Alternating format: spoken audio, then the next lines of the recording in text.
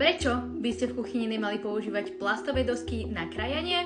Ak používate v kuchyni plastovú dosku na krajanie, toto by ste mali vedieť. Viacerí vedci zistili, že plastové dosky na krajanie sú oveľa nebezpečnejšie, ako sme si mysleli.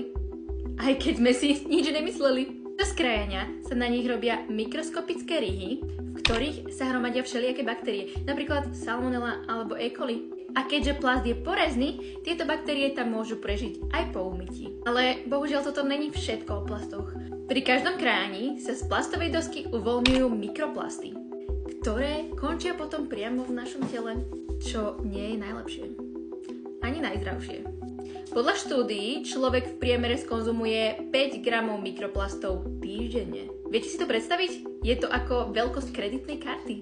A teda plast z dosiek nie je výnimkou. Dlhodobá konzumácia mikroplastov vôbec nie je vhodná, vôbec nie je dobrá pre naše zdravie, čiže má negatívny vplyv na naše zdravie. A vedci si tieto negatívne vplyvy spájajú s hormonálnymi poruchami, s poruchami trávenia, so všelijakými zápalmi. Namiesto plastovej dosky na krajanie použite drevenú.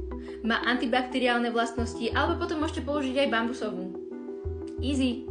Tak čo? Dúfam, že už tú plastovú nepoužiješ. Dajte mi vedieť, aké dosky na krajanie používate.